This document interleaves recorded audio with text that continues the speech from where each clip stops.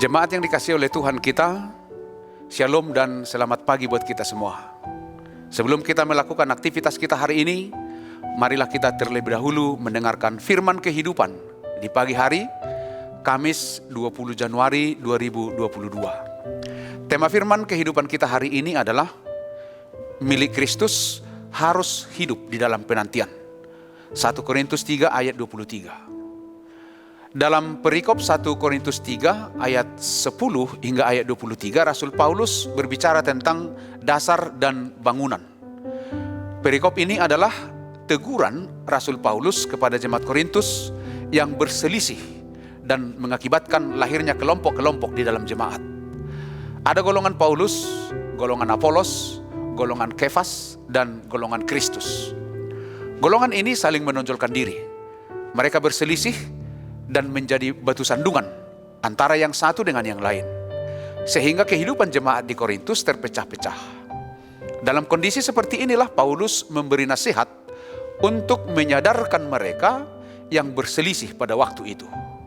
Iman percaya kita tidak didasarkan pada apa yang kita miliki, tetapi didasarkan pada Yesus Kristus, sebab dialah dasar hidup kita.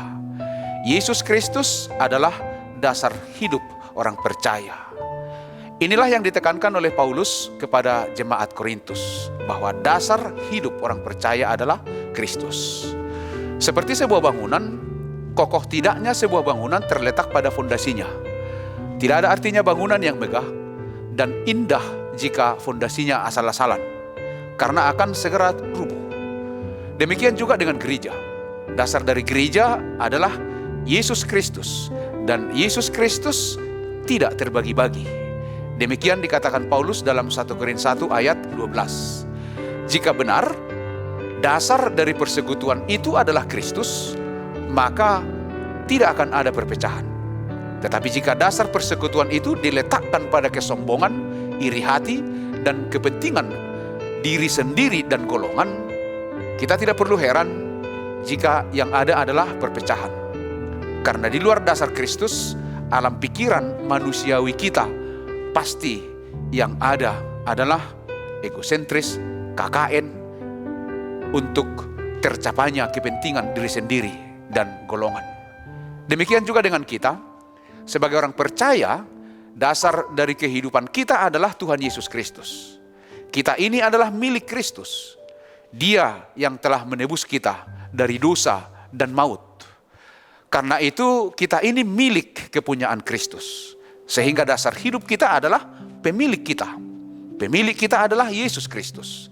Jadi kita sebagai orang percaya jangan pernah meletakkan hidup hanya dengan mengandalkan harta kekayaan dan kekuasaan. Karena semuanya itu dapat lenyap dengan sesaat.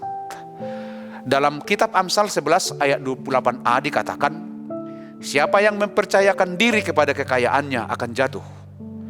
Saat ini semakin banyak orang yang tenggelam menghadapi badai kehidupannya, karena hidupnya hanya dibangun di atas perkara-perkara jasmania saja.